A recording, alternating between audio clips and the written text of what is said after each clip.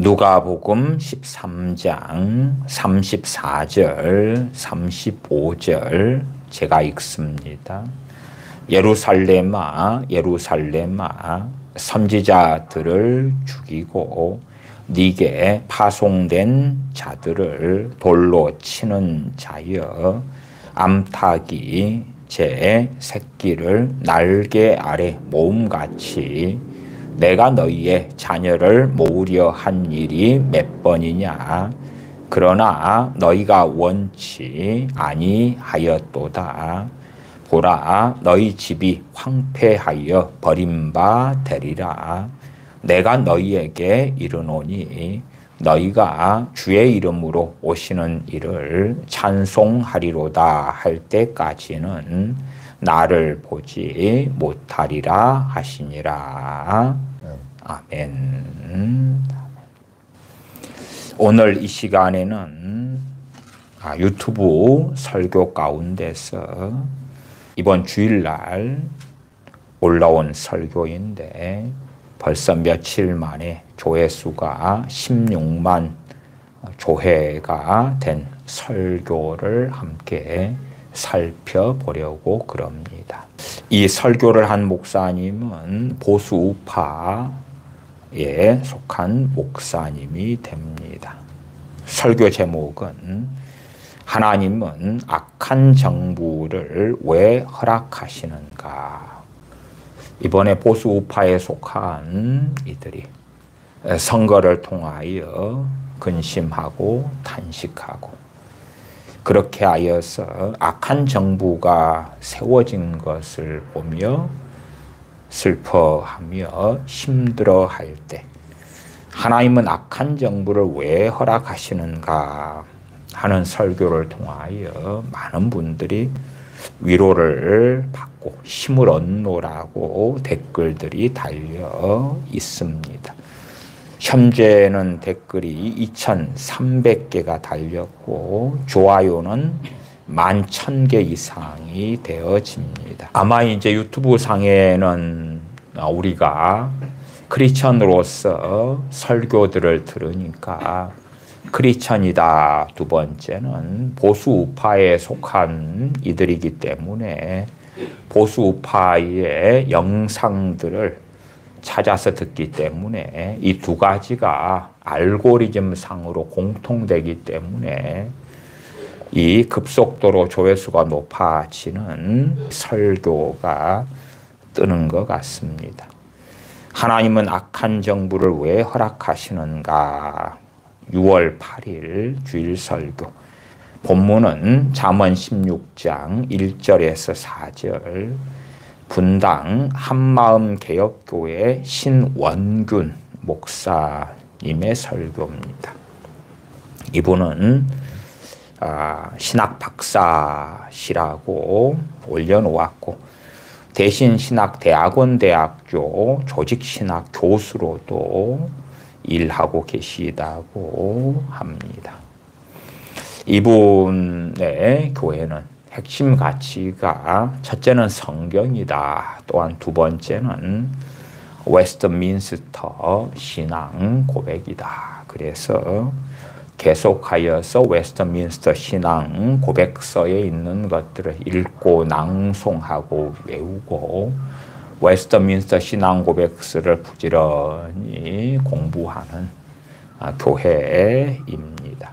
이 설교 가운데서도 웨스트민스터 신앙 고백서에 대한 여러 내용을 읽기도 합니다만은 그러한 것까지는 참 많은 시간에 걸쳐서 다루어야 되기 때문에 설명하지는 않겠습니다. 이 설교를 가지고 심각한 오류가 있는 부분들에 대하여 제가 얼마 말씀드리려는 것이고 하나님은 악한 정부를 왜 허락하시는가?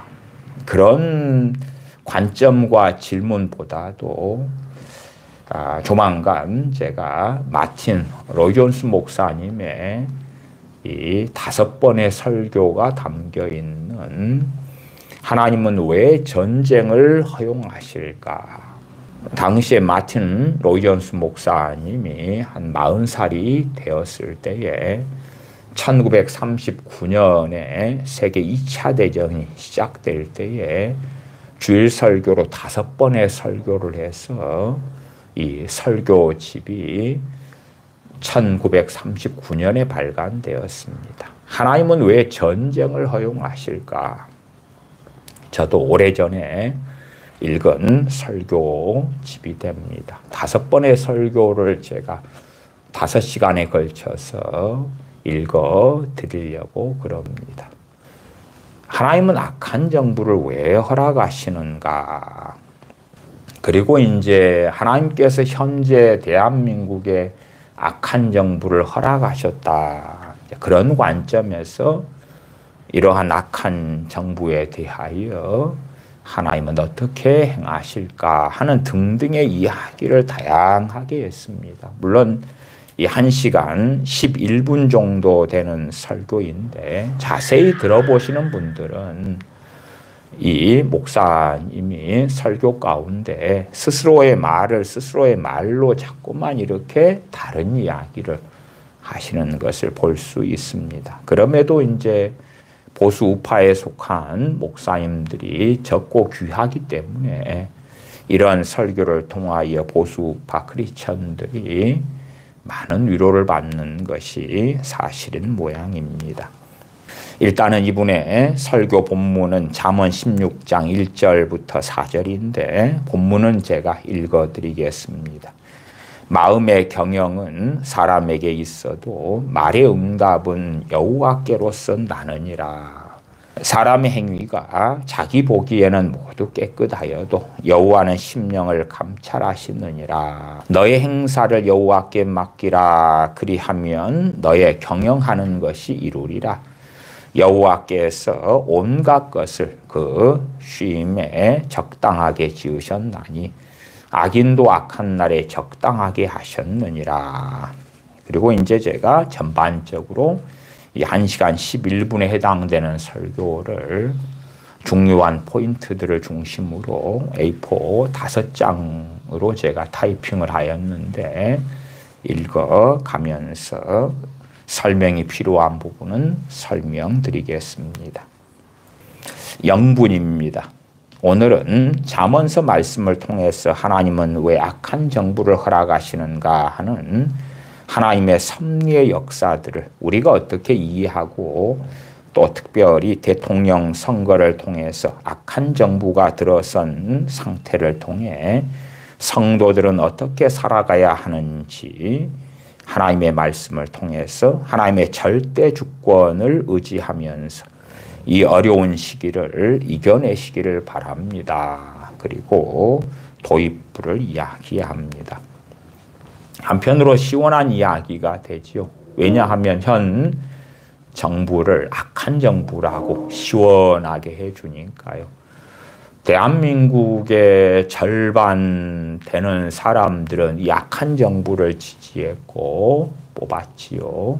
지난 6월 3일 대통령 선거는 대한민국의 미래를 좌우하는 중요한 선거였습니다. 또한 교회의 존폐의 미래를 결정하는 중요한 선거였습니다. 이것은 굉장한 과장법이지요. 교회의 존폐의 미래를 결정하는 중요한 선거였다. 교회가 존재하느냐, 폐해지고 사라지느냐를 결정하는 선거였다. 그건 절대 아닙니다. 이러한 악한 정부들을 통하여 점점점 어떤 일들이 벌어질 것인가. 정말 대한민국 상황은 숭악해져 가는 게 사실입니다. 그러나 그렇다 해서 그것이 교회의 존폐의 미래를 결정했다. 그 선거였다는 건 굉장한 과장법입니다. 북한의 교회가 사라졌습니까? 아니면 중국의 시진핑 정권 하에 교회가 사라졌습니까? 그렇지 않지요. 그러니까 아무리 악한 정권이 들어선다 해도 교회의 존폐는 악한 정권에 달려있는 게 아니라 하나님의 손에 있습니다. 이 목사님은 하나님의 작정, 하나님의 섭리, 하나님의 절대 주권을 굉장히 강조해요. 하나님의 절대주권을 강조하면서 교회가 하나님의 손에 있다는 걸 스스로의 말로 부정하려 하면 안 되지요. 교회의 존폐가 결정되는 선거는 결코 아닙니다. 심지어 대한민국이 공산화된다 해도 교회가 무너지고 없어지는 게 아닙니다. 그렇게 보수 우파에 속한 크리스천들이나 목회자들이 선동하는 경우는 있는데 그것은 하나님의 살아계심을 실상은 부정하려 하는 과대망상증에 속합니다. 물론 이 약한 정권 때문에 신앙생활이 어려워지는 측면은 존재할 것이고 심지어 포괄적 차별금지법이 시행이 된다면 전도도 심각하게 잘 되지 않을 수도 있고 강단에서 동성애 같은 죄악에 대하여 말씀을 증거하는 것도 제재를 받거나 벌금형에 떨어지거나 심지어 그런 목회자들이 전과자도 될 수가 있습니다. 그러나 초대교회 또한 역사적으로 하나님의 사람들은 그런 핍박을 감수하면서라도 진리를 증거했고 그러한 세상의 권력이 교회를 무너지게 하지는 결코 않았다는 것은 그 누구나 어떠한 크리스천이라도 인정해야 되지요. 그래서 이 목사님은 굉장한 과장법을 많이 사용하는 경향이 있습니다. 앞선 선거들을 통해서도 진보 좌파 정권들이 들어섰지만 이번처럼 심각한 상황은 아니었습니다. 물론 저도 이 정부에 대하여 매우 심각한 상황이다까지는 동의합니다. 그러나 우리가 초대교회 때에 로마의 10명의 황제를 통하여 250년 동안 교회가 받았던 극심한 박해, 핍박을 생각할 때에는 실상 우리의 인생사 속에서는 참 크리스천으로 살기 어렵다 할런지 몰라도 결코 성경적으로 볼 때는 그렇지 아니하다.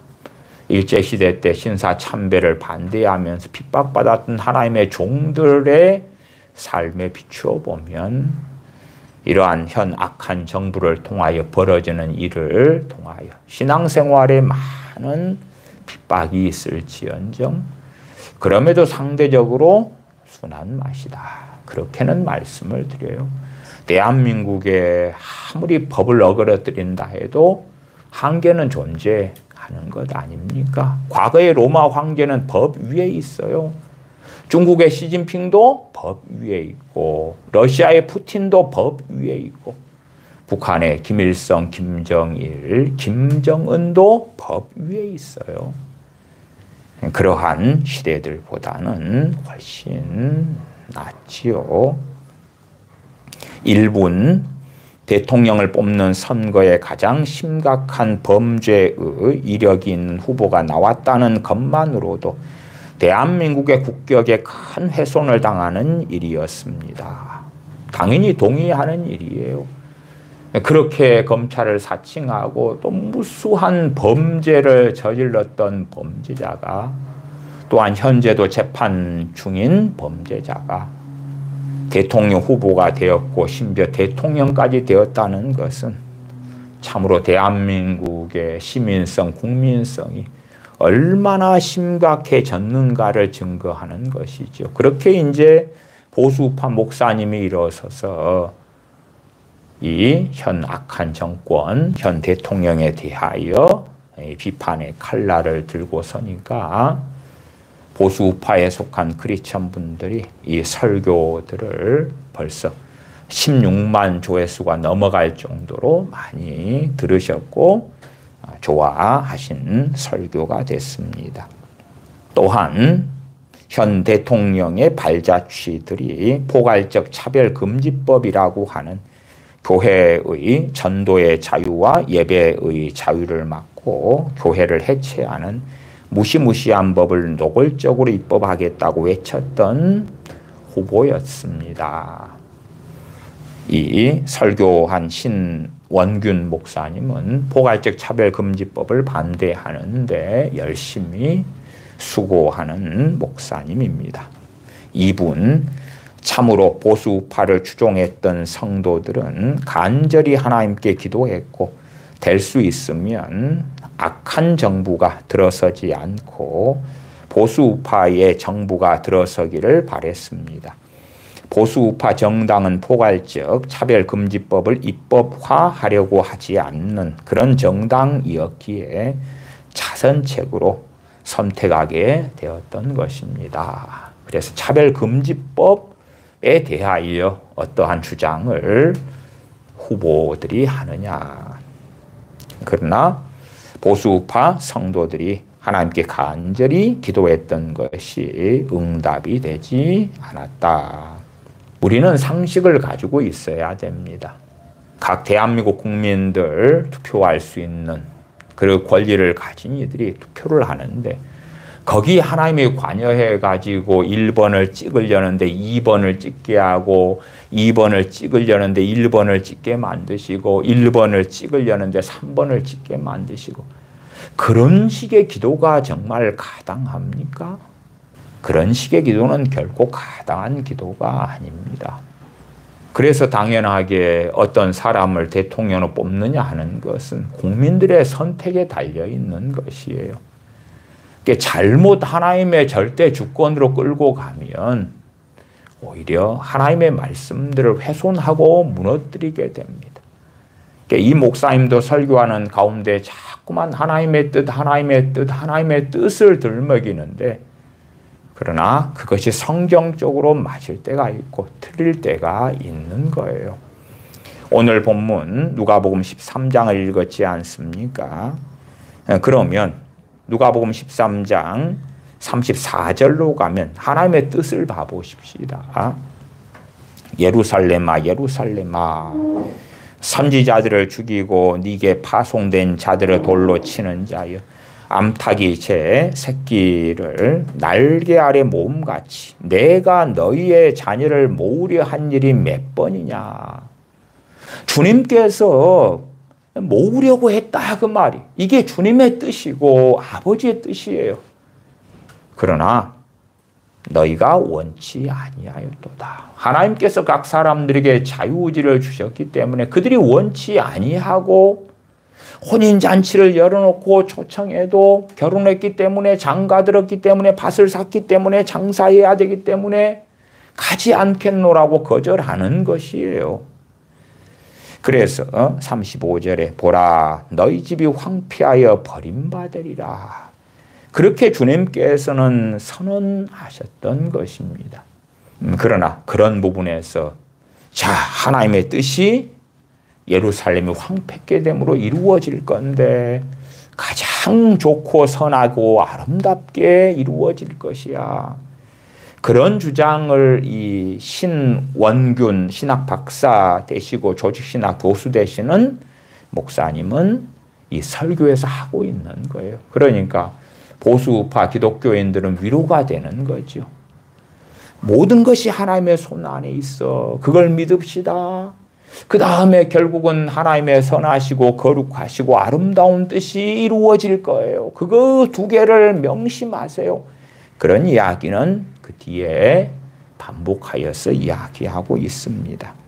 그런데 선거의 결과는 우리가 간절히 기도했고 바랬던 결과가 아니라 가장 염려했던 악한 정부가 들어서는 결과를 맞이했습니다. 4분 국가의 이데올로기에 지나치게 함몰하게 되면 우상 숭배에 빠지게 될 수 있습니다. 4분부터 했던 이 말씀은 꽤 잘 설교한 말씀이 됩니다. 크리스천들은 교회를 지키기 위해서 국가의 방향성을 고민하는 것이지 국가 자체가 우리에게 신앙처럼 되어서는 안 되는 것입니다. 절대로 국가의 이데올로기가 우리의 모든 삶을 지배할 정도로 우상 숭배적인 국가가 되어서는 안 되는 것입니다. 하나님을 섬기는 신앙, 하나님을 영화롭게 하는 것, 그것이 가장 중요하지. 그래서 국가는 실상은 수단이지 목적이 될 수는 없는 것입니다. 세상 국가, 세상 나라는 수단이고 하나님의 나라가 목적이 되는 것이다. 이 이야기는 이 목사님이 잘 하고 계십니다.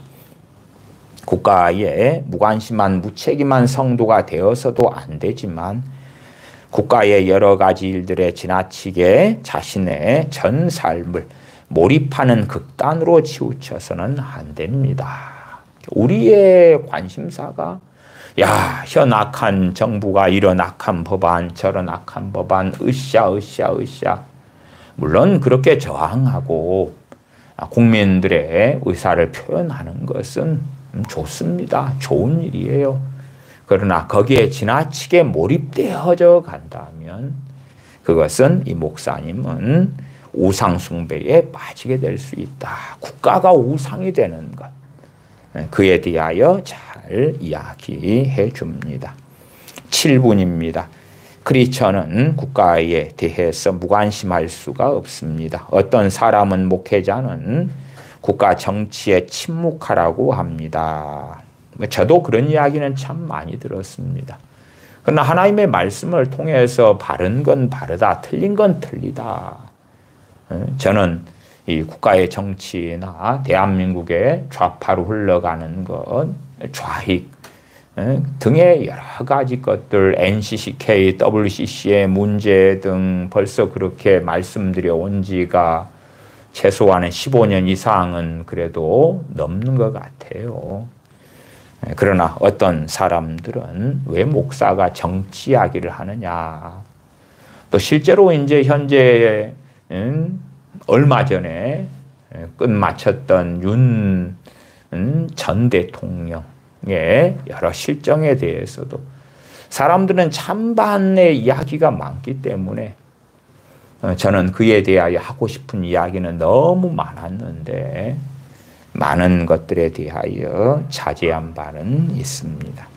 목회자가 국가가 악한 길로 망해가도 가만히 있어야 합니까? 하나님의 진노와 심판이 임박하였기 때문에 죄를 지적하여 국가가 살 수 있는 길에 대하여 침묵해야 합니까? 목회자는 설교자로서 국가의 방향성을 제시하고 국가를 훈계하고 옳고 그름에 대한 평가는 얼마든지 해도 되는 것입니다. 왕정 국가하고 자유민주주의 국가는 틀리지요. 자유민주주의 국가는 주권이 국민에게 있는 것입니다. 법으로 언론의 자유, 집회 결사의 자유가 보장되어지죠. 그렇기 때문에 왕정시대 때의 왕의 실정에 대하여 말하는 것, 그것도 진리에 입각해서 말하는 것이야 당연히 가능한 것이고 현재 자유민주주의 제도 속에서는 더더욱이나 당연하고 가능한 것입니다. 그러면서 예제를 드셨는데 예제는 좋지 않은 예제를 드셨네요. 이분은 뒤에 보면 기복주의 회개해야 된다 그렇게 말씀하시고 저도 정말 많은 설교를 통하여 기복주의적인 복음의 문제점을 다루어왔습니다마는 이분이 든 예제는 목회자가 돈에 대한, 재정에 대한, 성도들의 삶에 대해 침묵해야 합니까? 그럼 성도들이 평생 가난한 삶을 그냥 방치해 두어야 합니까? 어떻게 해야 성도들이 하나님으로부터 재정적인 복을 받아서 재정적인 자립을 할 수 있도록 도와주어야 하는 것입니다. 이분은 지금 성경에 재정적인 복을 받는 어떤 비결들이 있다고 주장하시는 것인 모양이지요. 그래서 성도들의 가난한 삶을 그냥 방치해 두어야 하는가? 교우분들이 세상에서 어떤 직업을 가지고 어떻게 사느냐, 어떻게 장사하느냐, 그런 것들은 저희 목회자들보다 훨씬 잘 압니다. 잘 알아요. 성경에서 부자가 되는 비결 그런 건 없습니다. 그런 게 있다면 이 땅에 사도들이 있었을 때에 헬라파 과부들이나 히브리파 과부들에 대하여 초대교회 때에 매일 구제를 해주는 것이 아니라 재정적인 복을 받는 방법을 가르쳤겠지요. 또한 사도 바울이 굶주리고 헐벗고 그렇게 하면서 복음을 증거하는 게 아니라 재정적인 복을 어마어마하게 받아가지고 그렇게 하면서 나누어주고 베풀어주면서 사도 바울이 복음을 전했겠지요. 또 마게도냐 교회나 고린도 교회 등에 예루살렘에 대한 연보를 좀 해달라고 그렇게 애원하는 사도 바울이 아니라 재정적인 복을 사도 바울이 어마어마하게 받아가지고 내가 알아서 해결할게. 그리고 연보를 가지고 예루살렘으로 갔을 거예요. 그러니까 이 목사님은 기복주의에 대하여 반대하면서도 한편으로는 그렇게 믿으시는 거예요. 하나님으로부터 재정적인 복을 받는 비결이 이 성경에 놀랍게 있다고. 9분입니다. 이번 선거를 통해서 원치 않는 결과는 이미 나왔습니다. 크리스천으로서 이런 좋지 않은 결과를 어떻게 맞이하고 살아가야 하는가 성경을 통해서 특별히 섭리신앙에 대하여 정확히 이해해야 됩니다. 섭리신앙, 하나님의 허용, 하나님의 작정, 하나님의 계획 이제 그런 것들을 계속 이야기해요. 10분 국가 정치와 관련해서 교회를 핍박할 수 있는 이 위험한 정부를 왜 하나님이 허락하셨을까? 하나님의 허락에 초점을 맞춥니다. 12분 크리스천이 관심을 가져야 할 것은 포괄적 차별금지법입니다. 저도 당연하게 포괄적 차별금지법에 대해서는 여러 번 말씀드렸고 그것이 결코 시행되면 안 된다 하는 말씀도 종종 드렸습니다. 포괄적 차별금지법은 설교의 자유를 억압합니다. 카카오톡 검열한다는 소리들이 들립니다. 설교를 검열하기 시작합니다. 노방전도를 못하게 됩니다. 식당에서 기도를 못하게 됩니다. 식당에서 기도하는데 옆 사람이 저 사람이 기도해서 불쾌하다면서 경찰에 신고하게 되면 벌금을 물게 됩니다. 이런 시대가 오게 되는 것입니다. 저도 차별금지법, 포괄적 차별금지법이 시행된다면 충분히 이런 상황이 벌어질 거라 예상하기도 합니다. 그래서 포괄적 차별금지법을 반대합니다. 포괄적 차별금지법은 전도와 예배, 신앙의 모든 자유를 종교적 차별이라는 이유로 차단시키고 끊임없이 벌금을 부과하고 구속하는 무시무시한 법입니다. 15분 포괄적 차별금지법이 곧 민주당에 의해서 시행될 것입니다. 끝까지 막아야 합니다.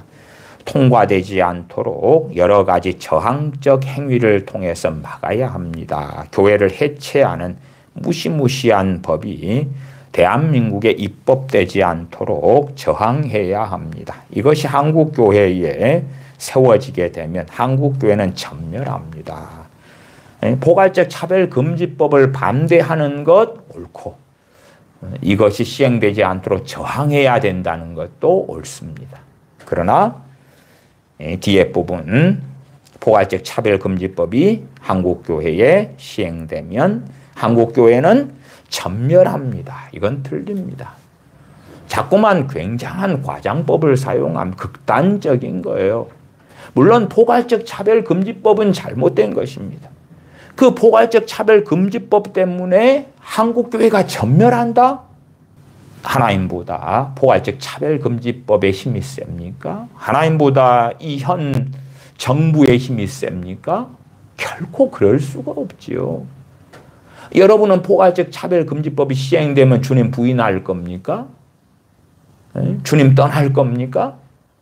대한민국의 모든 성도가 그런다고요? 그래야지 교회가 전멸하게 되지요.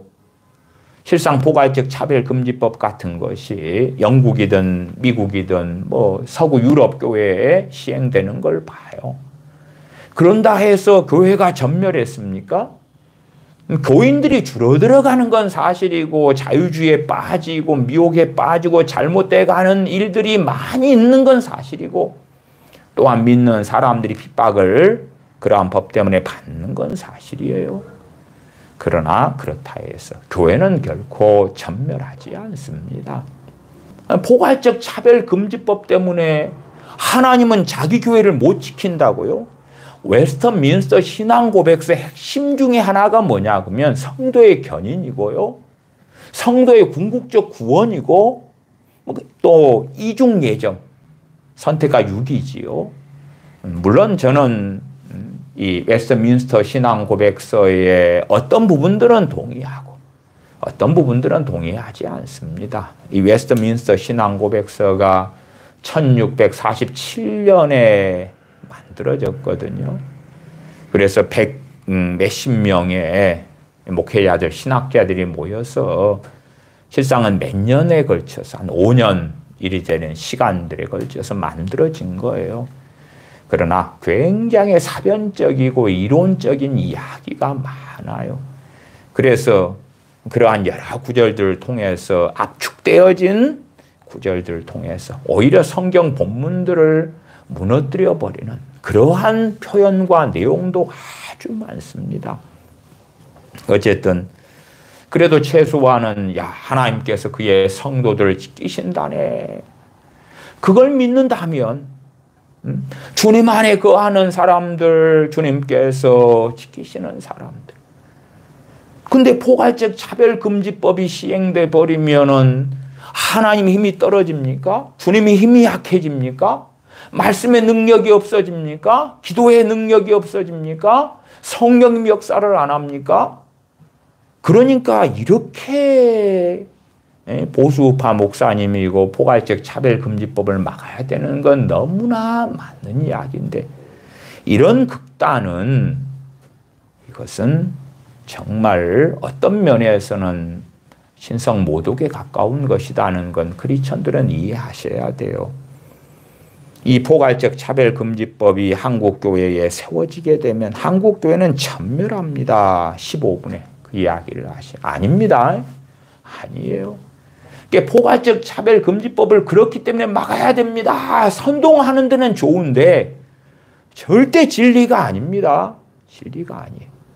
저 북한의 김정은 치하에서도 시학교의 교인들이 남아있어요. 교회는 전멸되지 않았어요. 시진핑 치하에서도 교회는 남아있어요. 전멸되지 않았어요.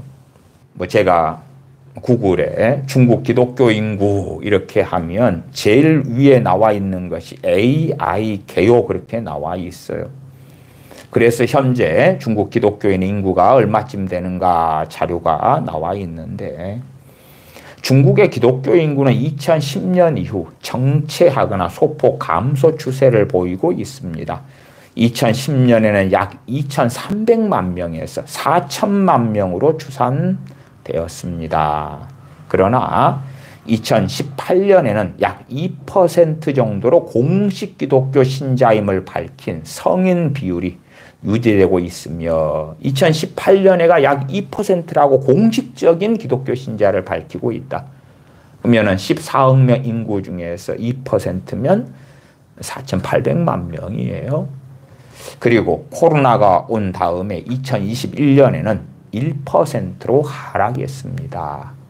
그러니까 코로나 때문에 벌어지는 많은 억압, 경제적인 문제 등등등으로 절반이 주님을 떠났다고 이야기하지요. 생각해 보세요. 2,800만 명이 막 기도해. 그러나 시진핑 정권은 무너져요? 안 무너져요? 안 무너져요. 코로나가 일어나요? 코로나 때문에 절반이 주님을 공식적인 크리스천들이 떠났다 그 말이에요.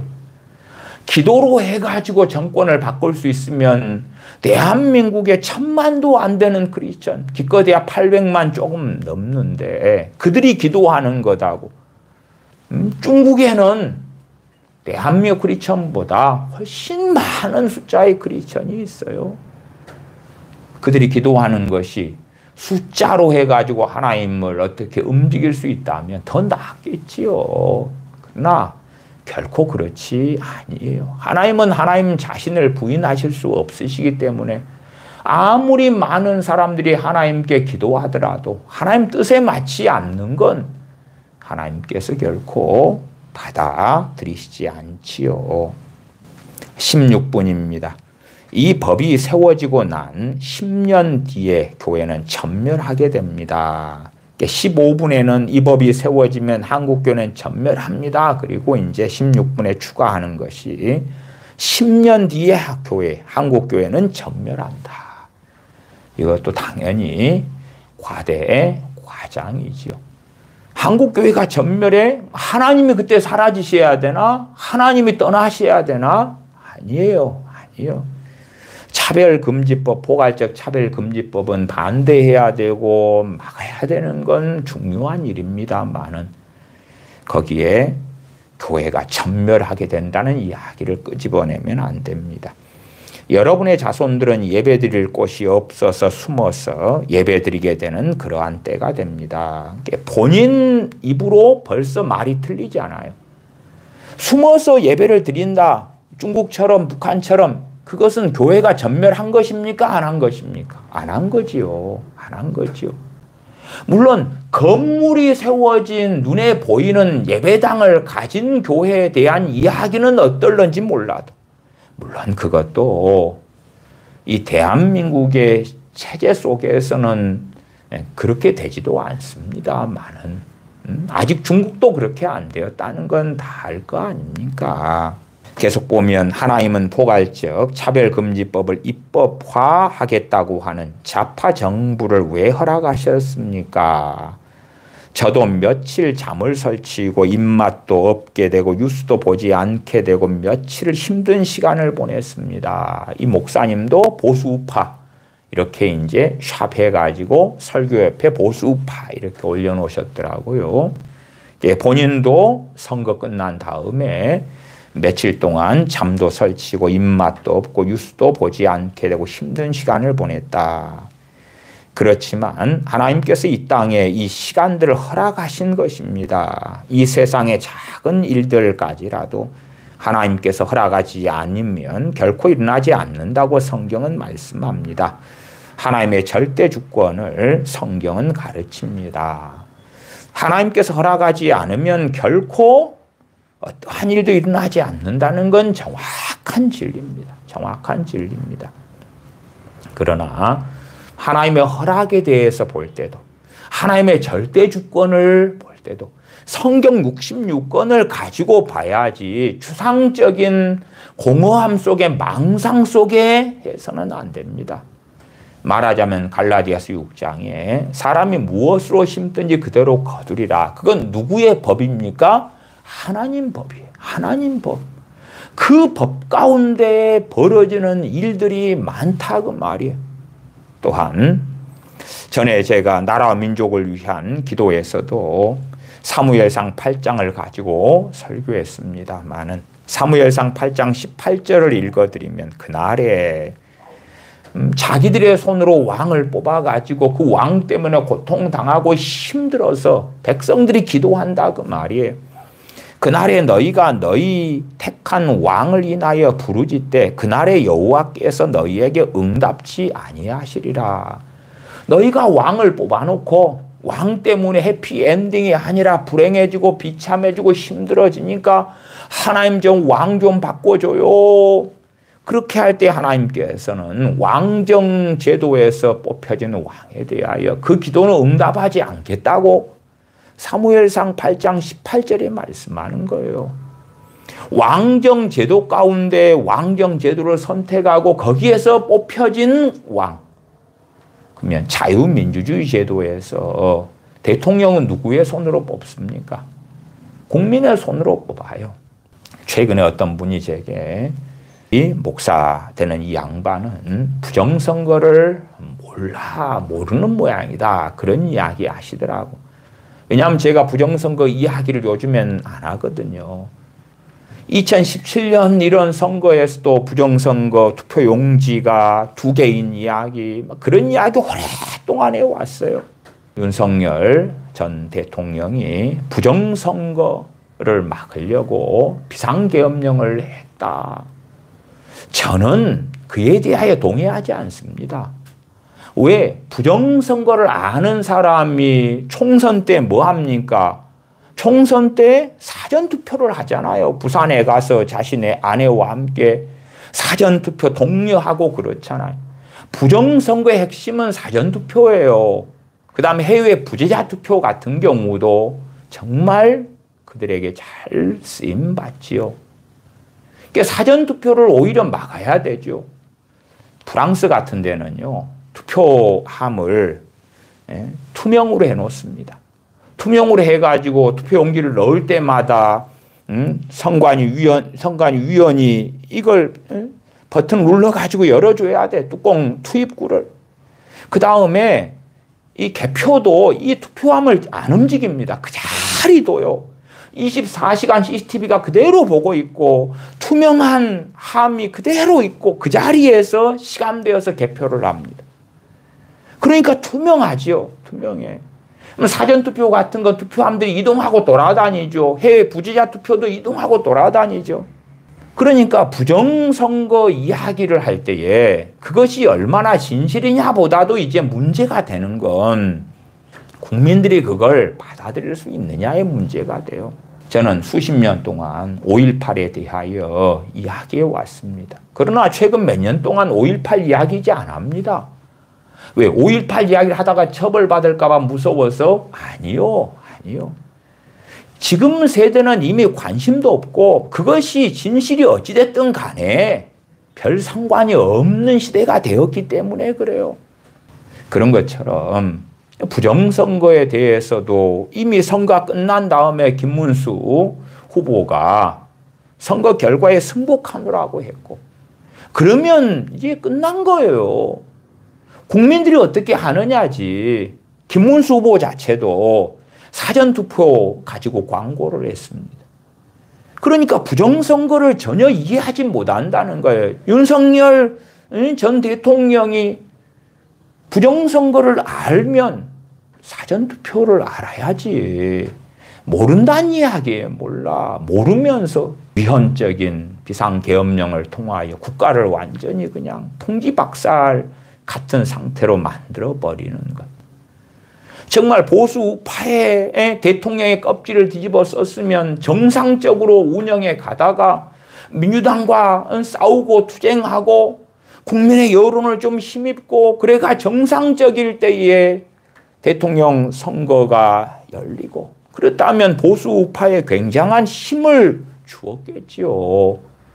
보수 우파의 껍질을 쓴 가운데 탄핵이 돼버리고 명분을 잃어버릴 때에 선거에서는 질 수밖에 없는 일이 되니 정말 사실은 상당한 책임이 누구에게 있느냐.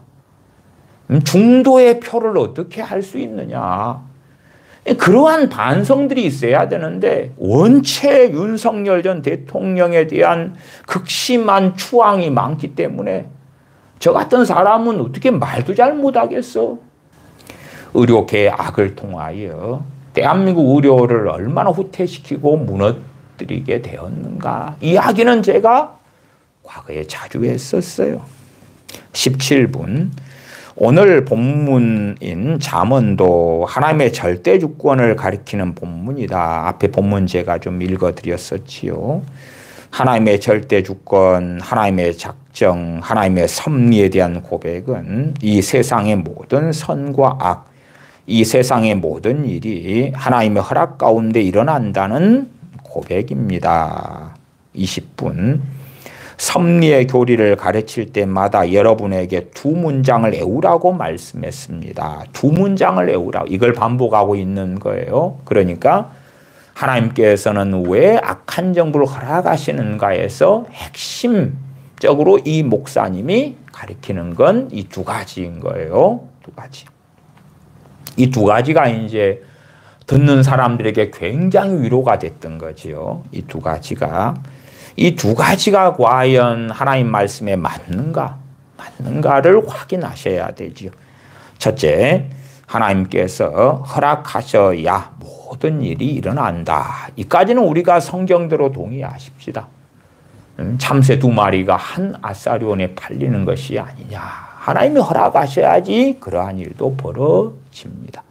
그러나 하나님의 허락을 망상적인 공허한 세계 속에 두지 말고 성경에서 발견하자. 그 말. 성경에서 발견하자고. 야고보서에 너희가 얻지 못함은 구하지 아니하며 구하여도 얻지 못함은 정욕으로 쓰려고 잘못 구함이니라. 이게 지금 사실은 이 목사님이 이야기하는 하나님의 절대 주권에 대한 이야기는 어떤 사람이 기도응답을 받을지 안 받을지가 이미 창세전에 예정이 됐다는 거예요. 그런 것이 웨스트민스터 신앙 고백서에 있는 상당한 내용이고 그런 걸 이 목사님은 가르쳐요. 사실은. 그러나 이제 때마다 자기도 방황스러우니까 말이 왔다 갔다 바뀌는 건데 어떤 사람이 기도응답을 받느냐 못 받느냐는 창세전에 정해진 게 아니고 창세전에 정해졌으면 뭐가 정해졌어요? 하나님의 뜻이, 하나님의 말씀이. 그 말씀에 따라서 누가 정욕으로 구했으면 못 받는 거고 그가 진리 안에서 하나님을 경외하는 가운데 하나님의 나라와 의를 구하면서 하나님 아버지의 뜻대로 믿음으로 구했다면 받는 것이지 누가 정욕으로 구했어도 하나님의 창세전의 뜻이 그 사람이 기도응답 받는 것이었고 누가 하나님의 뜻대로 구했는데 창세전에 하나님의 뜻이 못 받는 것이었고 그런 게 아니란 말이에요. 창세전의 예정은 진리 안에서 하나님의 뜻 안에서의 예정이고 그 하나님의 뜻은 명확하게 말씀 66권인 거라. 그런 걸 이해해야 되지. 망상 속에서의 하나님의 계획, 하나님의 섭리, 하나님의 허용, 하나님의 절대주권, 하나님의 작정 이야기를 하면 그걸 변론과 사변에 속한 신학이라 그러는 거예요. 이 목사님의 설교를 통해서 많은 보수파 크리스천들 위로는 받으셨겠지요.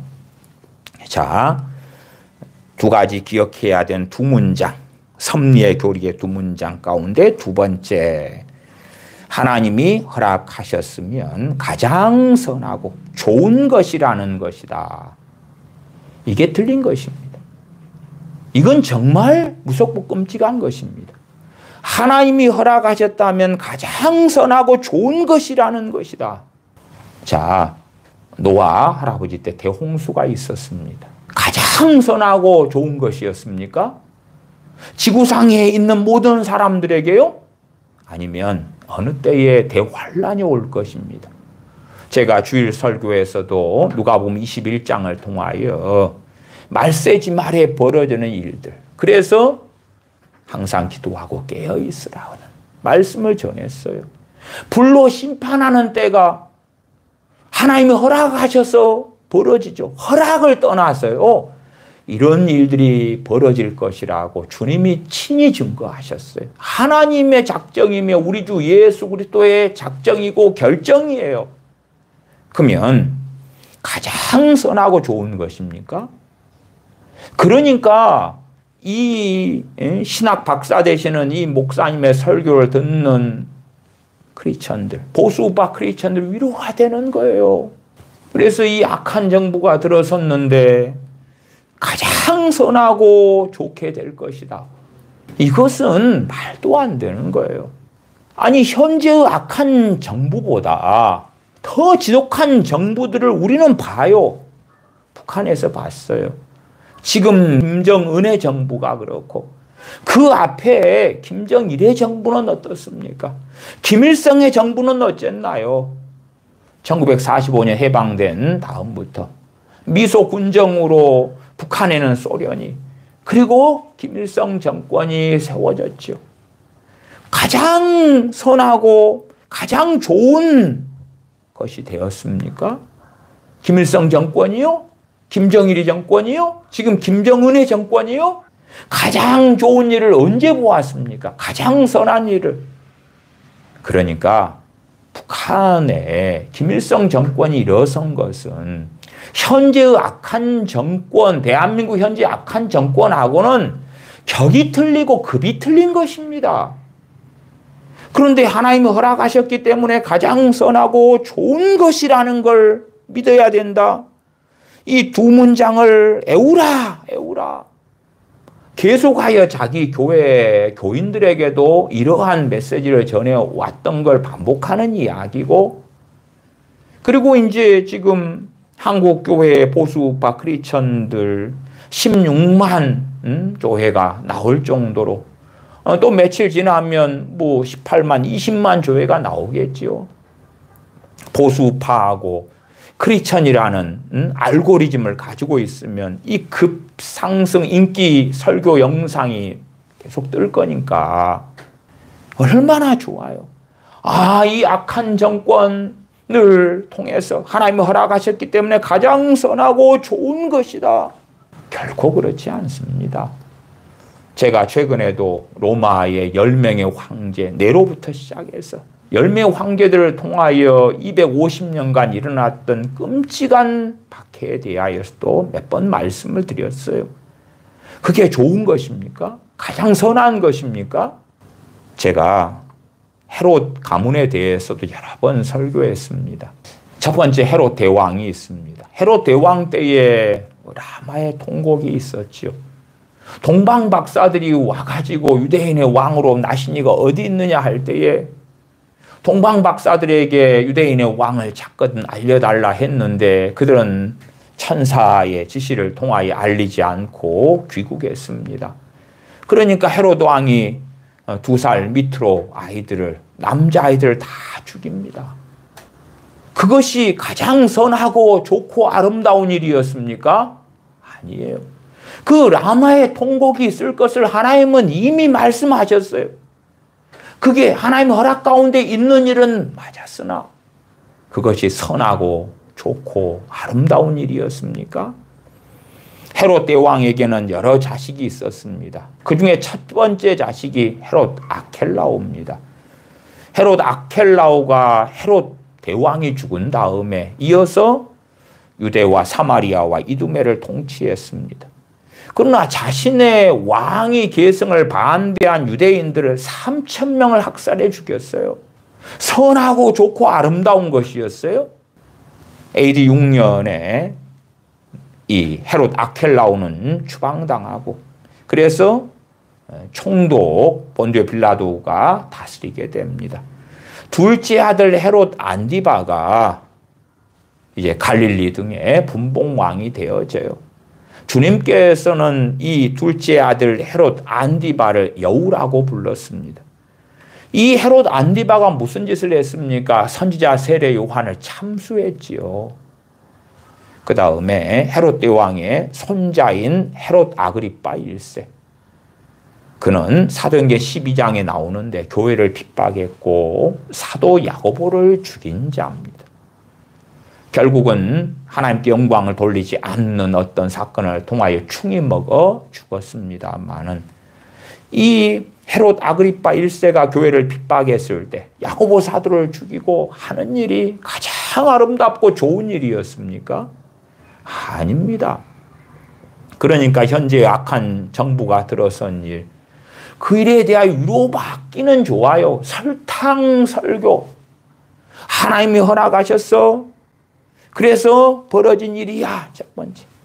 두 번째는 하나님이 허락하시면 가장 선하고 좋은 것이라는 것입니다. 이걸 꼭 애우세요. 애우세요. 성경 66권을 보세요. 그런가. 자, 다윗에 대하여 압살롬이 반역을 일으킵니다. 가장 선하고 아름다운 것입니까? 베드로 사도는 주님의 재림의 지연 이유에 대하여 말씀합니다. 그러면서 하나님의 뜻을 증거해요. 하나님의 뜻은 너희 중에 아무라도 다 구원받게 하기 위하여 주님의 재림이 지연되고 있다고 증거해요. 아버지 하나님의 뜻은 명확하지만 그러나 주님을 믿고 섬기는 자들이 다 아무도 멸망치 않고 구원 얻는 반열에 들어갑니까? 아니에요. 데마 같은 사도 바울의 동역자인 주의 종도 세상을 사랑하여 떠나는 것이 나와 있지요.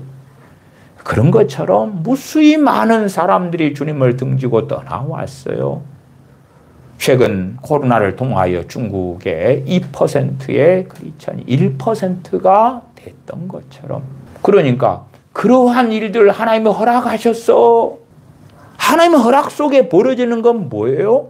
오늘 본문 누가복음 13장 34절 같이 예루살렘아 예루살렘아 선지자들을 죽이고 네게 파송된 자들을 돌로 치는 자여 암탉이 제 새끼를 날개 아래 모음같이 내가 너희의 자녀를 모으리 한 일이 몇 번이냐. 그러나 너희가 원치 아니하여도다. 하나님의 허락이 뭐예요? 그들이 주님께서 증거하신 말씀을 듣고 믿을지 믿지 않을지, 그들이 주님께 나올지 나오지 않을지 그들이 결정하게 하시는 거예요. 에덴 동산에 선악을 알게 하는 나무를 두셨어요. 그러면서 하나님의 뜻은 명확해요. 선악과를 먹으면 정령 죽을 것이라고. 거기에서 망상적인 신학으로 가면 하나님께서 작정하셨기 때문에, 하나님이 계획하셨기 때문에 아담은 선악과를 먹게 되었어. 물론 이 목사님도 설교 뒷부분에 그 주장을 하고 있어요. 왜? 웨스트민스터 신앙고백서에 보면 그렇게 해석될 부분들이 있기 때문에 그런 주장을 하고 있는 거예요. 그러나 그렇게 가버리면 사변이고 망상이죠. 그래서 하나님이 허락하시는 것이 하나님의 뜻이다. 그러니까 아담이 선악과를 먹는 게 하나님의 뜻이다. 아니, 하나님이 먹지 말라 그랬잖아요. 그러니까 하나님의 뜻에 대해서도 성경하고 다른 하나님의 뜻을 이 목사님은 실상은 이야기예요. 보수 우파다. 그것이 진리는 아니고, 보수파 목사님들이 귀한 건 사실인데 그렇다 해서 그들이 하는 성경 해석이 다 옳은 것이 되지는 않습니다. 두 번째, 하나님이 허락하셨으면 가장 선하고 좋은 것이라는 것입니다. 비록 우리 눈에 보기에 땅에 악이 존재하고 악한 상황과 악한 일들이 가득한 상황이 존재하지만, 그러나 우리의 눈에 보기에만 그런 것입니다. 이 정신승리입니다. 그러한 하나님은 악한 자와 악한 상황을 통해서도 얼마든지 자신의 영광을 위해서 일하실 수 있는 전지전능한 하나님이십니다. 하나님이 전지전능하신 하나님인 건 불변이지요. 근데 하나님께서는 말씀해 놓으셨잖아요. 우리가 신명기 28장에 이스라엘 백성에 대하여 순종하면 복을 주시고 불순종하면 저주를 주신다. 전지전능하신 하나님의 뜻이잖아요. 하나님의 뜻. 주님께서 내 말을 듣고 순종하는 자는 반석 위에 집을 지은 지혜로운 사람이고, 내 말을 듣고 순종치 아니하는 자는 모래 위에 집을 지은 사람이어서 창수가 났을 때, 바람이 불었을 때 모래 위에 집을 지은 사람은 무너짐이 심하다고. 그 진리를 주님께서 증거하셨잖아요. 증거하셨어. 그에 따라서 일이 벌어지는 거지요. 아, 저 사람은 모래 위에 집을 지었는데 하나님의 뜻은 뭐야? 그런 게 아니라 주님의 뜻을 명확히 밝히셔서 내 말을 듣고 행해라고, 그게 뜻이라고. 행치 않으면 이런 일이 벌어질 거라고 했잖아요. 근데 이런 일이 벌어졌어. 안 좋은 일이 벌어졌어. 그거 허락하심이야. 그게 뜻이야. 그걸 통하여 가장 선하고 좋은 일이 벌어질 거야 하는 것은 말도 안 되는 망상적인 궤변입니다. 계속 읽어가면, 그러나 하나님은 악한 자를 지배하시고 통치하시고 다스리십니다. 악한 자를 지배하시고 통치하시고 다스린다 그래요. 그러면서 이제 계속하는 궤변이 뭐냐 그러면, 그러나 하나님은 악을 조장하지 않는다. 그러나 하나님은 악을 주관한 자가 아니다. 이것이 신학적인 끔찍한 궤변이 그런 게 있어요. 하나님은 악한 자도 지배하시고 통치하시고 다스린다. 악한 자를 그렇게 한다. 아니, 악한 자가 하나님 말씀 안 듣잖아요. 어떤 사람이 하나님의 통치 속에 있는 사람입니까? 하나님의 다스림을 받는 사람. 하나님 안에 거하라. 주님께서 내 안에 거하라. 나의 계명을 가지고 지키는 자라야 내 안에 거하는 자니. 그런 사람이 하나님의 다스림을 받는 거예요. 하나님의 전지전능하심을 막 이야기하고 하나님 통치를 이야기하려니까 하나님은 악한 자를 지배하고 통치하고 다스린다 그러고 있는 거예요. 악한 영, 악한 자, 악한 자의 행동이나 생각, 이 모든 것이 하나님의 지배와 허락 없이는 절대로 일어날 수 없다는 것이다. 하나님의 지배를 이야기해요. 하나님의 허락까지는 전 동의해요. 그러나 그 하나님의 허락은 성경 66권에 말씀한 것 가운데서의 허락인 거지요. 22분. 하나님이 악을 지배하고 통치하고 다스리고 섭리하고 작정한다는 것입니다. 그러나 하나님이 악을 만들고 악을 행하도록 하시지는 않습니다. 그냥 궤변인 거예요. 성경은 이 모든 것이 하나님의 작정과 섭리에 의해서 존재한다고 말씀합니다. 하나님의 작정과 섭리라는 유감스럽게도 성경에 있는 이야기가 아닌 굉장히 뜬구름 잡는 신학적 궤변들은 아주 많습니다. 23분. 하나님의 허락하에서만 어떤 일이 일어납니다. 어떤 일이 발생하였으면 그것이 가장 좋은 일이라는 것입니다. 23분에 반복하고 있습니다. 20분부터 했던 가장 이 설교의 핵심 메시지를 반복하고 있어요. 하나님의 허락하였으면 어떤 일이 일어난다. 어떤 일이 발생했으면 그것이 가장 좋은 일이라는 것입니다. 하나님이 계획하고 작정하고 섭리하셔서 이 땅에 일어났기 때문에 우리는 받아들여야 합니다. 우리 자식이 동성애자가 되었어. 그러면 가장 좋은 일이요? 코로나 때에 얼마나 많은 사람이 죽었습니까? 가장 좋은 일이에요? 대환란이 벌어져서 불로 많은 사람이 하나님의 진노 속에 죽어갑니다. 가장 좋은 거예요.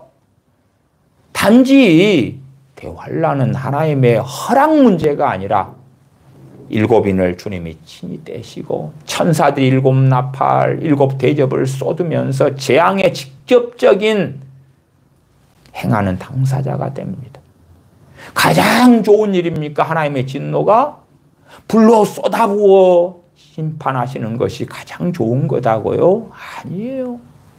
단순하게 말씀 그대로 하나님께서 죄인들에 대하여 어느 때 심판하신다. 하나님께서 유대인들의 죄악에 대하여 심판하셨고 심판하실 것이다. 하나님께서 하나님을 등지는 자들에 대하여 심판하실 것이다. 말씀이 선포된 그 뜻이 이루어지는 거예요. 이루어져. 그러지 어리석어지면 사탕 먹고 싶고 설탕 먹고 싶고 단 것이 땡겨. 그러니까 이 악한 정부가 들어섰는데 실상은 하나님 허락하셔서 벌어졌고 가장 좋은 거야.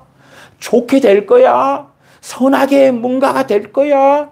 하나님께서 합력하여 선을 이루실 거야. 그래서 이 목사님도 로마서 8장 26절 합력하여 선을 이룬다고 뒤에 또 반복해서 주장을 합니다. 그러나 결코 합력하여 선을 이룬다는 말씀은 그런 거 아닙니다. 그런 거 아니에요. 헤롯 대왕의 둘째 아들 헤롯 안디바가 세례 요한을 참수해서 죽여요. 와, 좋은 일이야, 좋은 일. 헤롯 대왕의 손자인 헤롯 아그리파 1세가 교회를 핍박했어. 와, 좋고 선한 일이야. 야고보 사도를 죽였어. 아, 좋고 선한 일이야.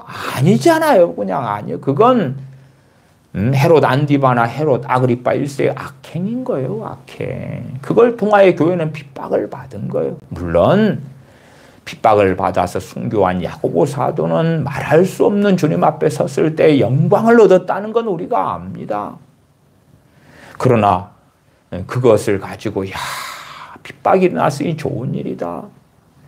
그것은 말이 안 되는 거지요. 계속 읽어갑니다. 하나님이 계획하고 작정하고 섭리하셔서 이 땅에 일어났기 때문에 우리는 받아들여야 합니다. 비록 우리 눈에 보기에는 힘들고 어렵고 고통스러워도 하나님이 계획하셔서 그 상황을 허락하신 것입니다. 그렇게 받아들여야 합니다. 그냥 하나님이 허락하셨다. 그까지는 맞는데 계획하셔서 그러면 안 되는 거예요. 계획하셔서 그러면 사람들의 자유의지가 말살되잖아요. 국민들이 자기 손으로 어리석게 투표를 한 거잖아요. 투표를 한 거예요. 또 부정선거가 어디에서 얼만큼 있었다. 물론 저는 부정선거가 있었다는 것에 동의합니다.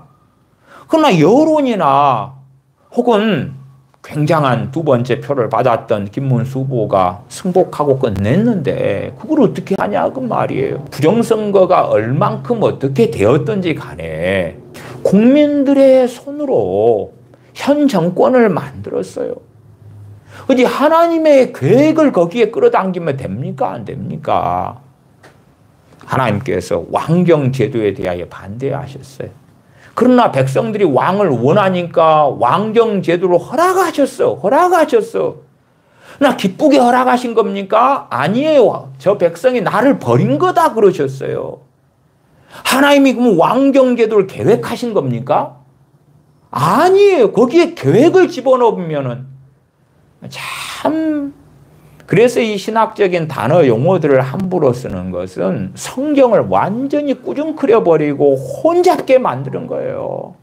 말씀 혼잡게 만드는 어리석은 것이 되는 거예요. 대한민국의 신학자들이 그러한 짓들을 너무 많이 해왔어요. 미국의 신학자들, 영국의 신학자들이 그러한 짓들을 너무 많이 했어요. 신학적인 사변 용어 그런 걸 통하여 하나님의 허락하심 거기서 끝내면 돼. 그 다음에 하나님의 허락하심 어떻게 나타나냐? 그러면 성경의 예제들, 사례들을 보고 살피면 되는 건데 뚱딴지같이 하나님의 허락하심과 하나님의 계획 가운데 일어났다. 그 밑으로 가면은 하나님의 뜻과 계획 속에 일어났다 이렇게 나와버려요. 그건 조금 이따가 읽어드릴게요. 하나님의 뜻과 계획이란 이런 황당한 주장을 해. 하나님의 뜻은 거룩합니다. 하나님의 뜻이 거룩함인데 어떻게 악한 정권이 일어나는 게 하나님의 뜻이에요? 말이 안 돼, 그건. 데살로니가서 5장만 해도 하나님의 뜻이 나와요. 물론 데살로니가서 5장 전체적으로 하나님의 뜻에 대한 거예요. 그러나 그 가운데 우리가 보편적으로 잘 아는 것은 항상 기뻐하라, 쉬지 말고 기도하라, 범사에 감사하라. 그 위에도 하나님의 뜻들이 계속 나와요. 계속 나와. 그런데 악한 정권이 일어나는 게 하나님의 뜻과 계획이었다고? 하나님을 도대체 어떤 분으로 만드는 거예요? 그러면서 자꾸만 궤변을 일삼는 것은 그러나 하나님은 악의 조장자가 아니다 하는 말장난을 하는 거예요. 사실은 저도 신학교 다닐 때 그 말장난을 굉장히 많이 듣고 배웠습니다. 그 말장난 그 궤변을 계속 이 설교를 읽어가 보십시다. 두 문장을 꼭 기억하라 반복하고 있어요. 두 문장을 꼭 기억하십시오. 하나님이 허락하셔야 모든 일이 발생한다는 것과 그 첫 번째. 두 번째, 하나님이 허락하셨다고 한다면 우리는 다 이해되지 않아도 하나님의 전능하심, 거룩하심, 의로우심, 하나님의 계획이 있으시기 때문에 허락하신 것입니다. 하나님의 계획이 있대, 계획이. 저 김정은이를 통한 하나님의 무슨 계획이 있을까? 시진핑이를 통한 무슨 계획이? 러시아의 푸틴을 통한 하나님은 무슨 계획이? 그러면은 러시아의 푸틴이 우크라이나를 점쟁을 일으키고 침략한 것에 대해 하나님의 뜻과 계획이니까 우리가 반대하면 안 될 거 아니에요. 현 악한 정권을 통하여 이러한 악법들이 시행되면 우리가 저항하고 반대하면 안 될 거 아니에요. 뜻과 계획이 있다며. 이 목사님은 앞에는 정상적으로 포괄적 차별금지법이 시행들이 한다면 저항해야 된다고 했잖아요. 상식적으로 정상적인 이야기를 앞에는 했잖아요. 그럼 포괄적 차별금지법이 시행되면 하나님의 뜻과 계획이 있어서 했다고 이분의 설교로 이분의 주장으로 한다면 그렇게 동의해야 될 거 아니에요. 그럼 왜 저항하고 왜 싸워요? 말이 안 되는 스스로 말에 반대되는 이야기를 하잖아요. 계속하여 이상하게 잡탕으로 성경을 만드는 거예요. 이 잡탕이요. 이분은 신학 박사고 대신 측 신학교 교수, 조직신학 교수예요, 이분이. 물론 대한민국의 교인들은 이번에 아이고 속이 시원하다. 현 정권을 악한 정부라고 해줬고 이재명의 그 악한 것에 대하여 조금 말을 해줘서 속이 시원하다. 그런 목사님이 어딨어. 그러나 설교는 말씀을 증거하는 거예요. 그래서 제가 본문을 가지고 제가 설교를 당연히 제가 하는 많은 설교들이 있어 왔고 설교를 하지만은 또한 반면에 이러한 분의 설교가 영향력이 크고 파급력이 크기 때문에 설교를 제가 타이핑을 A4 5장을 해가지고 읽어드리면서 문제점을 말씀을 좀 드리는 거예요. 정말 문제점에 대해 이야기할 건 너무 많아. 웨스트민스터 신앙 고백서를 가지고 이야기하는 것은 정말 할 이야기가 많습니다만은 그리고 하나님께서는 왜 악한 정부를 허락하시는가에서 이 마틴 로이언스 목사님의 하나님은 왜 전쟁을 허용하실까 5번의 설교를 가지고 이제 얼마 말씀을 드리고 사실은 관련돼 있는 거지요. 관련돼 있는 거. 그 다음에 부족한 것은 또 따로 설교를 통하여 말씀을 드리려고 해요. 그러니까 당신은 왜 악한 정부를 하나님이 허락하시는가? 그거에 대해서 답을 좀 해봐. 그런 이야기는 나중에 이야기고 최소한 여러분들이 이 설교를 듣고 와 은혜로워 감사해 좋아. 그렇다면 여러분들은 정말 뭔가에 대하여 어그러져 있다. 그 말씀을 드리는 거예요. 두 문장을 꼭 기억하라. 하나님이 허락하셔야 모든 일이 발생한다는 것과 하나님이 허락하셨다라고 한다면 우리는 다 이해되지 않아도 하나님의 전능하심, 거룩하심, 의로우심, 하나님의 계획이 있으시기 때문에 허락하신 것이다. 하나님의 계획을 집어넣으면 되겠어요? 허락까지는 할 수 있다 그 말이에요. 계획을 넣으면 안 돼. 그건 계획을 넣으면 그렇게 하나님을 신뢰하고 가장 좋은 것으로 하나님의 뜻과 계획 속에서 일어난 줄 알고 받아들여야 합니다. 받아들이라고. 가장 좋은 것으로 하나님의 뜻과 계획 속에 일어난 거다. 그러니까 크리스찬 보수 우파가 위로를 받겠지만은 아니요. 아니요. 악한 정권이 일어나는 건 하나님의 뜻도 아니고 하나님의 계획도 아니에요. 하나님은 선한 자들이 일어나고 의인들이 일어나는 것이 하나님의 뜻이에요. 하나님을 경외하는 자들이 일어나는 게 하나님의 뜻이에요. 악한 자가 일어나고 악한 정권이 일어나는 게 하나님의 뜻 아니에요. 그러나 사람들이 자기들이 원하는 지도자를 뽑을 때에 허락해 주시는 거예요. 허락해 주셔. 아담이 하나님이 금하신 선악과를 따 먹으려 할 때에 먹지 말라고 먹으면 정령 죽을 것이라고 하셨지만은 다 먹을 때에 허락하시는 거예요. 허락해. 그게 자유의지니까. 하나님께서 예루살렘 백성들을 그 아들 예수 그리스도를 통하여 부르셨는데 주님께 나오기를 원치 아니하고 안 올 때에 강제로 끌어서 땡기는 게 아니라 안 온다 그러니까 그냥 놔두시는 거예요. 허락하시는 거예요. 나는 장가 들어서 못 갑니다. 그래 알았어. 나는 밭을 샀기 때문에 못 갑니다. 소를 샀기 때문에 못 갑니다. 그래 알았어. 하나님이 무능해서가 아니라 그것이 하나님께서 전지전능하신 하나님께 성경 66권에 밝히신 바거든요. 그렇게 행하신다고. 그렇게 행하신다고. 계속 읽어갑니다. 이 두 문장을 통해서 하나님의 절대 주권과 작정, 섭리 교리를 마음에 간직하고 배워야 강력한 신관을 얻게 됩니다. 이게 강력한 신관이래. 신관은 하나님에 대한 관, 신관. 신학적으로 한다면 신론, 하나님에 대한 기독론, 예수님에 대한 것, 성령론, 성령에 대한 것, 구원론, 구원에 대한 것, 교회론, 교회에 대한 것, 종말론, 종말에 대한 것. 그런 것처럼 강력한 신관을 갖게 되는데 이 목사님이 두 문장을 통해 주장해 왔던 것이 하나님의 절대 주권과 작정 섭리 교리가 되는 거고 이 두 문장을 반드시 애우고 암송하고 붙잡을 때 강력한 신관을 가지게 되는 거래. 어떤 일이 안 좋은 일이 벌어도 하나님 허락 속에서 여러분의 자식이 비행기 사고로 죽었어. 하나님 허락하셔야 된 거고 그것이 가장 좋고 선하고 아름다운 것이 될 거래. 죽은 자식이 살아나요? 살아나? 여러분의 가족이 주님 안 믿는 가운데 인생이 마감됐으면 하나님의 허락 가운데 벌어졌는데 강력한 신과는 그것이 좋은 거고 선한 거래. 하나님의 작정과 계획과 뜻 가운데 된 거래. 말 돼요? 안 돼요? 아니요. 그런 거 아니요. 주님께서는 죄인을 불러 회개시키러 오셨고 주님의 뜻은 아무도 멸망치 않고 영생을 얻게 하려 하심이니라가 뜻이에요. 성경에 나오는 하나님의 뜻과 하나님의 작정을 확인해야지 바보들이.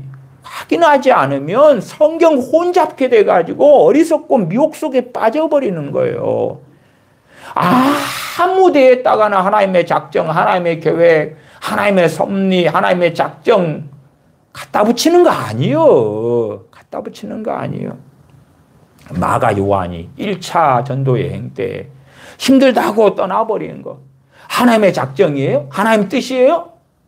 거기 하나님의 뜻이고 하나님의 계획이에요? 나중에 훈련시키고 연단시켜가지고 더 크게 쓰려고? 헛소리. 아니면 아나니아와 삽비라가 밭을 팔아가지고 밭값 얼마를 감춰가지고 성령님을 속인 것이 하나님의 작정이고 하나님의 허용이니까 하나님의 뜻이고 하나님의 계획이고 그래서 결국은 선하고 좋고 아름다운 일이 벌어졌어요? 망상을 하는 거예요. 그러니까 이 사변적인 신학, 궤변론적인 신학 그것이 변론인 거예요. 변론. 디모데에게 사도 바울은 변론을 그치라. 근데 이러한 사변적인 걸 가지고 변론을 만들어내는 거예요. 참 이건 스스로 함정 속에 빠져들어가는 것입니다. 바른 하나님의 말씀은 명확해야 돼. 명확해야 돼. 이 두 문장을 통해서 하나님의 절대 주권과 작정, 섭리, 교리를 마음에 간직하고 배워야 강력한 신관을 얻게 됩니다. 이 강력한 신관을 우리가 얻지 못하게 되면 잠을 못 자게 됩니다. 그러면 이 목사님은 스스로 강력한 신관을 못 얻었기 때문에 선거 결과가 나온 다음에 잠도 못 자고 입맛도 없고 그냥 힘들고 뉴스도 안 보게 되고 그랬던 거 아니에요. 자기도 50대 후반이라고 이야기해요. 50대 후반이라고. 50대 후반 될 때까지 당사자도 강력한 신관을 못 가졌네. 속 쓰리고 스트레스 받고 뉴스를 틀면 자기가 싫어하는 사람이 연일 쏟아져 나오고 분노해서 분노와 화를 주체할 수 없게 됩니다. 무기라도 들고 당장 암살이라도 하고 싶은 충동이 일어날 수도 있는 것입니다. 어떻게 이러한 화를 참아낼 것입니까? 직장 생활도 안 됩니다. 일도 못 합니다. 계속해서 부정선거라고 하는 메시지만 내리에 있어서 누가 이것을 터뜨려야 하는데 하며 속에 화가 가득하게 됩니다. 그렇다면 세상 나라를 향하여 사는 사람인 거예요. 죄를 회개해야 돼. 회개. 강력한 신관을 가지는 이 비성경적인 신관의 문제 아니라. 그래서 강력한 신관이라고 하는 이 두 문장을 통해서 결국은 허용하심 다운돼 버려졌기 때문에 그러면은 과거의 세월호 사건을 통해서 박근혜 대통령의 탄핵에 심각한 속임수가 벌어지기도 했지요. 세월호를 통해서 많은 아이들이 비참하게 죽었어요. 하나님의 뜻과 작정과 계획 속에서 허용하신 것이니까 이분 주장대로 한다면 하나님을 신뢰하고 가장 좋은 것으로 하나님의 뜻과 계획 속에서 세월호 사건이 일어난 줄 알고 받아들여야 합니다. 그렇게 주장했잖아요. 지금 현 악한 정부가 일어선 것만이 아니라 세월호 사건 또 최근에 무안공항에서 비행기 참사로 얼마나 많은 이들이 죽었고 그 가족들은 얼마나 애통 속에 고통 속에 여전히 있는가. 그게 하나님의 계획과 뜻과 작정 속에 일어난 줄 알고 받아들여야 합니다. 말 돼요, 안 돼요? 말 안 돼.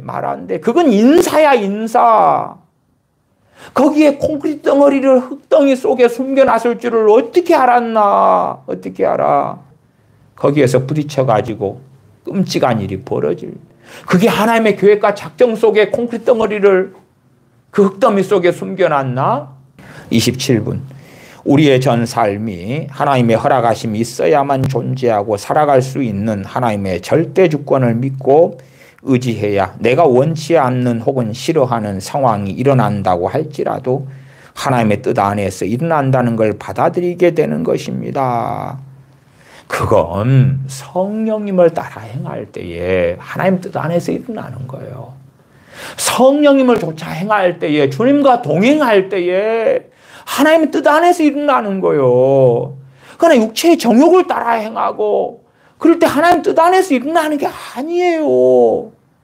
하나님의 뜻이 뭔지 성경에서 명시적으로 나왔는데 아무거나 갖다가 하나님 뜻 안에서 일어난다고 하면은 이건 정말 웨스트민스터 신앙 고백서 믿는 사람 아니요. 이 교회는 이 목사님 웨스트민스터 신앙 고백서 계속 가르치는 사람이에요. 이 다음에 웨스트민스터 신앙 고백서를 막 주보에 적어놓은 걸 교인들과 함께 낭독을 계속해요. 그건 제가 생략하겠습니다. 31다. 하나님은 아담의 타락을 작정하시고 계획하시고 섭리하신 것이다. 아담이 선악과 보고 타락하는 걸 하나님이 작정하고 계획하고 섭리했대. 그거 하나님의 작정 계획 아니요. 섭리는 이제 동의할 수 있는데, 그러나 그게 작정이요? 막 아담이 선악과를 안 따먹으려는데 성령님께서 마귀 통해 가지고 따먹으라고 오신 거요? 아니요. 아니요. 그래서 이 신학 사변은 무서운 거예요. 무서운 거. 성경이 가는 데까지만 가야 되는데 성경이 가지 않은 대로 마음대로 날뛰고 가는 거예요. 그렇기 때문에 대한민국의 이 조직신학 교수님, 이 목사님 같은 신학자들이 무서운 거예요. 그래서 아담이 타락한 것은 하나님의 뜻 속에서 이루어진 것입니다. 31분에 이렇게 설교하잖아요. 하나님의 뜻은 선악과 먹지 말라 그런 거라니까. 먹으면 정령 죽을 거라고. 먹지 말라는 게 하나님의 뜻이지. 아담의 타락은 하나님의 뜻 아니에요. 아니요. 그러면 여러분이 죄 짓는 게 하나님의 뜻이겠네. 여러분의 자식이 죄 짓고 멋대로 사는 게 하나님 뜻이겠네. 그러면 반대되는 걸 기도하면 안 되지. 하나님하고 싸우는 거 아니에요. 여러분이 죄 짓고 여러분의 남편 아내가 죄 짓고 살면 하나님 뜻이다며 이분 목사님의 주장으로 하면 그러면 안 된다고 권면하면 안 되겠다. 그러나 구약이든 신약이든 이웃이 잘못했을 때에 견책하라고, 책망하는 건 숨은 사랑보다 낫다고. 아니 누가 잘못했으면 하나님의 작전과 계획과 뜻 가운데 잘못했다며 그럼 뭐 하려고 그걸 돌이키라고 해요. 어떤 형제가 죄 지었으면 그에게 가서 그에게 책망하고 그가 돌이키도록 하고, 아니 누가 죄 지었으면 아담의 타락도 그래. 한 개인의 죄하고 아담의 타락은 완전히 차원이 다른 것입니다. 아담이 타락할 때 온 인류가 그 안에서 타락한 것이니까. 그러면 아담의 타락도 하나님의 작정이고 계획이고 하나님 뜻 속에서 이루어진 것입니다. 이게 31분이요. 이 크리스천들이 16만 명이 설교를 듣고 댓글 2,300개 이상이 달리면서 너무 은혜로워요. 감사해. 위로가 돼요. 또 좋아요는 11,000개 이상이 눌러졌어요. 크리스천들이 이런 설교를 듣고 정치적인 건 이해해. 위로가 돼. 그러나 진리를 믿어야지 크리스천이. 보수파 크리스천은 크리스천 아니에요? 말씀은 안 믿을 거예요? 참 기가 막힌 것이에요. 37분. 하나님의 허용은 지켜만 보고 무관심한 무능력한 방관하는 그런 허용이 아닙니다. 우리의 신앙 고백은 단순한 허용이 아니라 아주 강력한 허용입니다. 단순한 허용이 아니고 강력한 허용이래. 강력한 허용이란 말이 앞에 이야기한 대로 작정, 계획, 섭리, 뜻 속에서 이루어진 거다 그 말이지.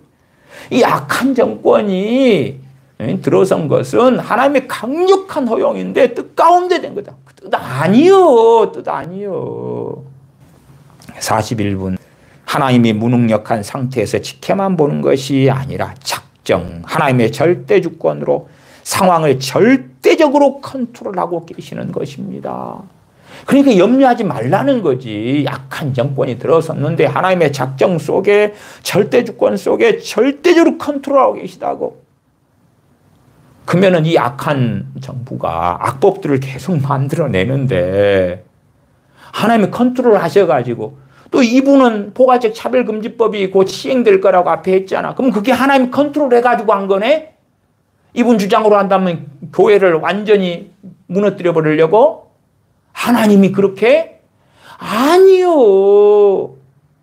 영국 등 서구 유럽이나 이런 데서 동성애 합법화가 일어나고 뭐 하나님이 무능력한 것이 아니라 절대적으로 컨트롤하고 계시기 때문에 그렇다고? 아니잖아. 거기에 하나님이 컨트롤하고 계시냐 안 그러시냐 그런 개념을 집어넣으면 안 되는 거예요. 하나님이 하지 말라는 것을 하는 거예요. 하나님이 그러면 동성애를 행하는 게 하나님 뜻이다 그랬어요? 아니잖아. 하는 건 죄악이요. 회개치 않으면 하나님이 심판하실 거예요. 근데 그런 걸 갖다가 뚱딴지 같이 사변적으로 궤변으로 하나님이 절대적으로 그러한 상황들을 다 컨트롤하고 계시는 거다. 아니요. 아니요. 잘못되게 일이 계속 삐딱선을 타고 벌어지면 하나님이 컨트롤 잘못해가 그러는 거예요. 그러면 컨트롤이 뭔데 도대체 컨트롤을 통제한다는 거 아니에요. 말이 되는 소리예요. 그래서 작정이라는 단어와 허용이라는 단어를 묶어주는 것입니다. 작정과 허용 묶어준다. 하나님의 작정 속에서 허용하시는 것이라고 표현하는 것입니다. 이것은 한마디로 허용적 작정 혹은 섭리라고 합니다. 말장난인 거예요. 말장난. 그래서 이 신학적 사변이 저도 신학 대학원 다닐 때 골머리를 썩이는 거예요. 도대체 뭔 소리를 아는지. 허용적 작정이나 섭리라 그런다. 더 자세하게는 말 안 하겠습니다. 42분. 하나님께서 악한 정부를 허용하시는 이유는 우리가 잘못 선택해서 그런 것입니다. 이제 이때는 또 정신이 똑바로 박힌 이야기를 하시네요. 우리가 잘못 선택해서 그러면 앞에는 또 엉뚱한 이야기 자꾸 했잖아. 절대 주권 속에 하나님 뜻해가지고 작정해가지고 했다면서 또. 그러고 여기서는 또 우리가 잘못 선택해서 했다고 바른 이야기를 하시잖아. 이런 좌파 정부가 탄생한 가장 첫 번째 이유는 무지한 시민의식 때문입니다. 범죄 이력이 이렇게 많은 사람을 한 나라의 지도자로 선택하는 있을 수 없는 선택, 그러한 선택을 하고야 말았던 것입니다. 영국의 처칠이 했던 유명한 말, 모든 국민은 자신의 수준에 맞는 지도자를 뽑는다. 결국 대한민국의 시민의식은 이런 범죄자의 통치를 받고자 하는 시민의식에서 선택하게 된 것입니다. 이 42분의 이야기는 저는 동의해요. 지극히 정상적이고 상식적이잖아. 45분. 우리는 반성해야 합니다. 우리가 우리 자녀들 한 사람 한 사람 훌륭한 시민으로 키워내기 위해서 앞으로 30년, 50년 계획하고 하나님 앞에 기도하며 교육해야 합니다. 그러면서 이제 여부는 반공교육 시켜야 된다. 또 사회주의 공산주의가 뭔지, 자유민주주의가 뭔지, 자유시장 경기가 뭔지 교육해야 된다. 막 그래요. 47분. 저도 50대 후반이지만 한국교회의 40, 50대의 많은 목회자들의 80, 90%가 좌파적 성향을 가지고 있습니다. 함께 신학을 했던 동료들 대부분을 만나보면 좌파적 성향을 드러내고 있습니다. 한국 교회는 이미 정교조에 의해서 아이들의 교육이 지배당했습니다. 민노총, 언론, 민변, 우리법 연구회 등 대한민국은 사회주의적 세계관을 가지고 있는 단체들에 의해서 암암리에 지배가 되었습니다. 저도 이러한 47분의 내용 다 동의합니다. 옛날 과거에서부터 많이 해왔던 이야기예요. 근데 이분은 지금 앞에 그것이 하나님의 뜻이고 작정적 서용이고 하나님의 계획 가운데 됐다며 또 엉뚱한 이야기 하시잖아. 그러면은 이건 지극히 상식적이고 옳은 이야기를 하신 거고 여기에 이분은 앞에 하나님의 작정, 하나님의 절대 주권 속에 절대적으로 컨트롤하고 계시다. 그러면 하나님이 이 정교조를 절대적으로 컨트롤하고 있고 민노총을 컨트롤하고 계시고 민변을 컨트롤하고 우리법 연구회를 컨트롤하고 계시고 그렇다는 이야기 아니잖아요. 그렇다는 이야기를 하는 거잖아. 아니요. 물론 이분의 설교를 들으시는 분들은 그냥 귀에 듣고 싶은 것만 들어가지고 진리에 대한 건 하나님의 말씀에 대한 건 그냥 던져버리고 정치적인 것만 듣고자 했는지 몰라도 하나님의 백성, 하나님의 사람은 하나님의 말씀이 어떠한가 하고 상고하는 사람들이 되어져야 됩니다. 52분 국민들이 무지해서 또한 성도들이 무지해서 이 사태가 벌어진 것입니다. 누구 책임으로 돌리겠습니까? 우리의 책임입니다. 우리가 잘못 선택한 것입니다. 거기에 대한 대가와 징계와 벌을 몇 년 동안 받게 될 것입니다. 정상적인 이야기 아닙니까? 그러나 낙심하고만 있을 문제가 아닙니다. 하나님은 전지전능하셔서 이러한 모든 악한 일들에 대하여 벌을 내리실 것입니다. 이것도 맞는 이야기예요. 앞에는 하나님의 전지전능해서 두 문장을 꼭 외우라고 계속 반복해 이야기했잖아요. 좋고 선하고 이렇게 될 거라고. 말이 틀리지 않아요. 뒤에는 상식적인 이야기를 하셨어요. 1시간 1분입니다. 하나님이 허용하셨기 때문에 악한 정부가 들어선 것입니다. 교회를 징계하기 위한 하나님의 특단의 대책입니다. 또 교회를 징계하기 위한 대책이래. 오늘날 이런 악한 정부가 들어서게 된 것도 하나님께서는 한국교회에 이 신비주의와 기복주의를 징계하시는 것입니다. 본인이 아까 성도들의 재정 이런 거 사실은 그런 거 기복주의적으로 말씀하신 거지. 2013년 WCC 부산 총회를 통해서 한번 경고했음에도 각성하지 못한 한국교회를 본격적으로 징계하시는 시대가 열렸습니다. 뭐 동의하든 동의하지 않든지 간에 또 이 부분에는 어느 정도 이상의 동의는 하는 바입니다. 1시간 4분 섭리라고 하는 것이 아직 일어나지 않았을 때는 간절히 기도하고 우리가 원하는 바대로 또는 성경이 원하는 바대로 우리 삶에 이루어지도록 간절히 기도하고 노력하고 최선을 다해야 합니다. 선거 전까지는 보수 정부가 태동하도록 우리가 주변 사람들에게 설득하고 또 여러 노력을 하고 기도하면서 열심히 선거에 참여해야 합니다.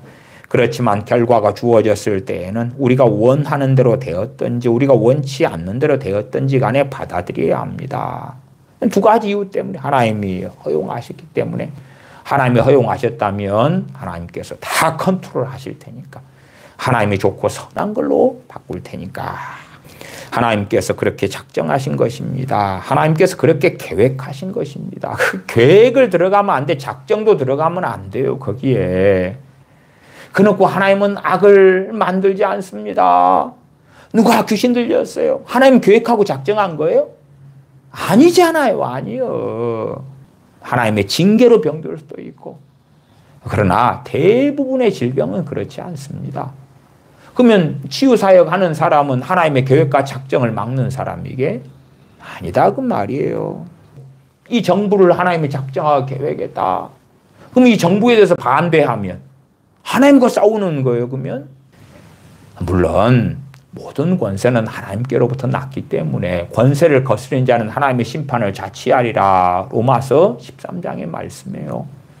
그러나 지금 왕정제도가 아니고 법치국가인 자유민주주의 제도 속에서는 헌법이 보장하는 것이 언론의 자유, 집회결사의 자유를 보장합니다. 종교의 자유를 또한 보장하고요. 조금 더 읽어갑니다.